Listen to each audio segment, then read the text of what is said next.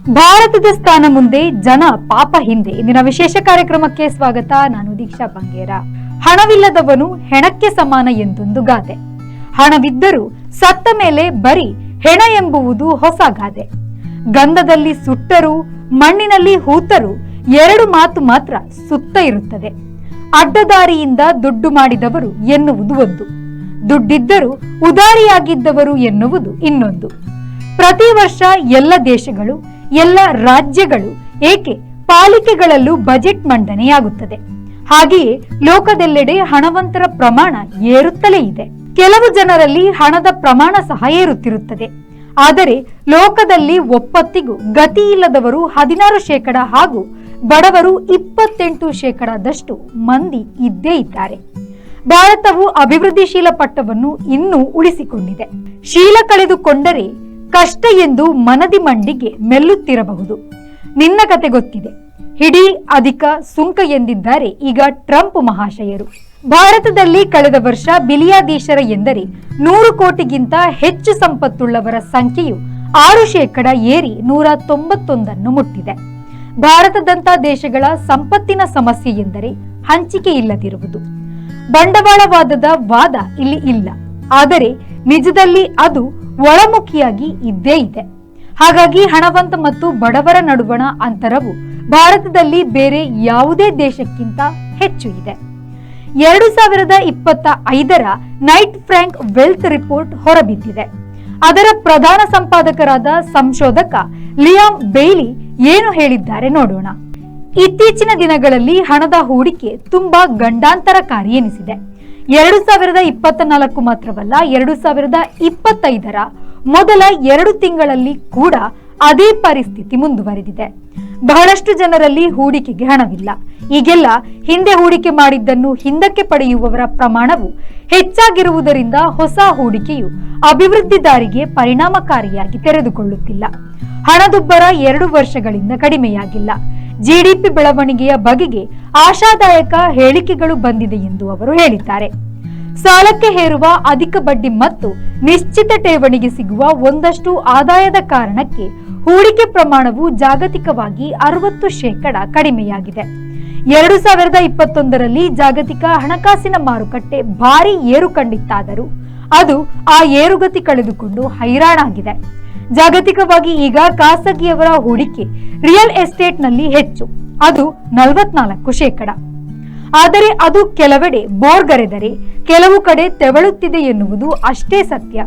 London ವರದಿ ಪ್ರಕಾರ ಸ್ಥಳಕ್ಕಾಗಿ ಅಲ್ಲಿ ಹುಡುಕಾಟ ನಡೆದಿದೆ. ಲೀಸ್ ಅವಧಿ ಮುಗಿಯುವುದನ್ನು ಕಾಯುವುದು ಕೂಡ ನಡೆದಿದೆ. G20ಯ ಎಲ್ಲಾ ದೇಶಗಳು ವಾರ್ಷಿಕ ಮನೆಗಳ ಗುರಿಯನ್ನು ತಲುಪುವಲ್ಲಿ ವಿಫಲವಾಗಿದೆ. ಪ್ರಪಂಚದ 40% ಸಂಪತ್ತು USAಯಲ್ಲಿ ವಾಸಿಸುತ್ತಿದೆ. ಐಷಾರಾಮಿ ಮನೆಗಳು, ಸ್ವಂತ ವಿಮಾನಗಳು, ಸೊಗಸಿನ ಹಾಯಿ ಹಡಗುಗಳು ಎಂದು ಕಳ್ಳದಾರಿಯಿಂದಲಾದರೂ USAಗೆ ಬರಲು ಎಲ್ಲಾ ದೇಶಗಳವರು ಬಯಸಿದರೆ ಪ್ರಪಂಚದ ಯಾವ ದೇಶವೂ ಆ ನಿಟ್ಟಿನಲ್ಲಿ ಅದಕ್ಕೆ ಸವಾಲಾಗಿಲ್ಲ. ಡೊನಾಲ್ಡ್ ಟ್ರಂಪ್ ನೀತಿಗಳು ಅಮೆರಿಕವನ್ನು ಏನು ಮಾಡಬಹುದು ಎಂದು ಈಗಲೇ ಹೇಳುವುದು ಸಾಧ್ಯವಿಲ್ಲ. ಅಮೆರಿಕ ಬಿಟ್ಟರೆ ಏಷ್ಯಾ ಖಂಡದಲ್ಲಿ ಹೊಸ ಆರ್ಥಿಕ ಬಲ ಕಾಣಿಸುತ್ತಿದೆ. ಆಫ್ರಿಕಾ ಹಿಂದುಳಿದಿದ್ದರೂ ಈಗೀಗ ಕೋಟಿ ಡಾಲರ್ ಪತಿಗಳು ನಿಧಾನವಾಗಿ ಹೆಚ್ಚುತ್ತಿದ್ದಾರೆ. ಮನೆ ಮಾರುಕಟ್ಟೆಯೇ ಇಂದು ಸಂಸಾರಗಳ ದೊಡ್ಡ ಸಂಪತ್ತಾಗಿದೆ. ಆದರೆ ಬಹಳಷ್ಟು ಮಂದಿಗೆ ಮನೆ ಕೂಡ ಗಗನ ಕುಸುಮವೇ ಆಗಿದೆ.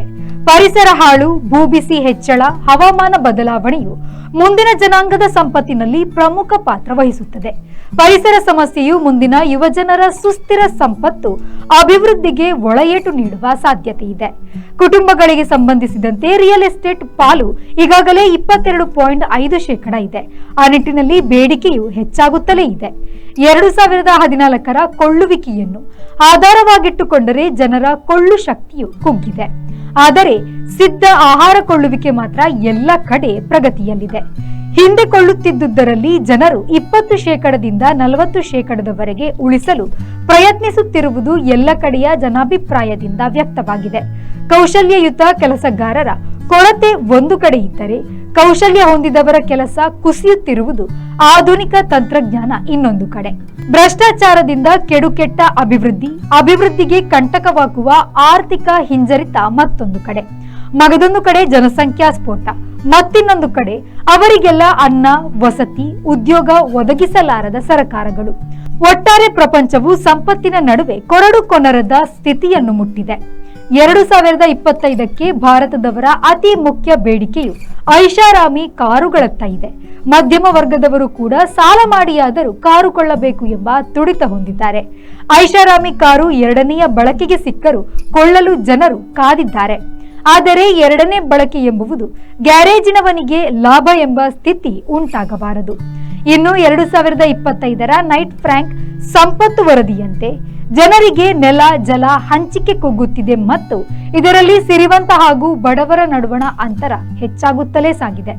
ಮುಂಬೈಯಲ್ಲಿ ಚದರ ಮೈಲಿಗೆ 99 ಚದರ ಮೀಟರ್, ದಿಲ್ಲಿಯಲ್ಲಿ 208 ಚದರ ಮೀಟರ್, ಬೆಂಗಳೂರಿನಲ್ಲಿ 370 ಚದರ ಮೀಟರ್ ಮುಖ್ಯ ಜಾಗದ ಸಂಪತ್ತಿಗೆ ಸಿಗುತ್ತಿದೆ. ಮುಂಬೈಯಲ್ಲಿ ಕಳೆದ ದಶಕಕ್ಕಿಂತ ಈಗ 2.6% ಲಭ್ಯತೆಯು ಕಡಿಮೆಯಾಗಿದೆ. ಆದ್ದರಿಂದ ಈ ನಗರಗಳವರು ಸ್ಥಳ ಕೊಳ್ಳಲು ಹಿಂದಿಗಿಂತ ಹೆಚ್ಚು ಹಣ ಕೊಡಬೇಕಾಗುತ್ತದೆ. ಅಂದರೆ ಮುಂಬೈಯ ಪ್ರಮುಖ ಸ್ಥಳದಲ್ಲಿ $10 ಲಕ್ಷ 99 ಚದರ ಮೀಟರ್ ಮಾತ್ರ ಕೊಳ್ಳುವುದು ಸಾಧ್ಯ. ಭಾರತದ 191 ಬಿಲಿಯಾಧೀಶರಲ್ಲಿ 26 ಮಂದಿ 2024ರಲ್ಲಿ ಹೊಸದಾಗಿ ಅದನ್ನು ಗಳಿಸಿದವರು. ಈ 191 ಮಂದಿ $950 ಬಿಲಿಯನ್ ಸಂಪತ್ತನ್ನು ಹೊಂದಿದ್ದಾರೆ. ಯುಎಸ್ಎಯ ಬಿಲಿಯಾಧೀಶರ ಸಂಪತ್ತು $5.7 ಟ್ರಿಲಿಯನ್ ಇದ್ದರೆ ಚೀನಾ ಬಿಲಿಯಾಧೀಶರ ಸಂಪತ್ತು $1.34 ಟ್ರಿಲಿಯನ್ ಇದೆ.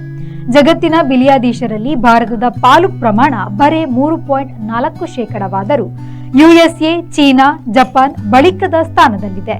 ಭಾರತದ ಸ್ಥಾನ ಮುಂದೆ, ಜನ ಪಾಪ ಹಿಂದೆ. ಇದು ಇವತ್ತಿನ ಪ್ರಮುಖ ಸುದ್ದಿ. ನಿರಂತರ ಸುದ್ದಿ ಮತ್ತು ಮನೋರಂಜನೆಗಾಗಿ V4 ನ್ಯೂಸ್ನ ಫೇಸ್ಬುಕ್ ಪೇಜ್ನ ಫಾಲೋ ಮಾಡಿ ಹಾಗೂ ಯೂಟ್ಯೂಬ್ ಚಾನೆಲ್ನ ತಪ್ಪದೇ ಸಬ್ಸ್ಕ್ರೈಬ್ ಮಾಡಿ.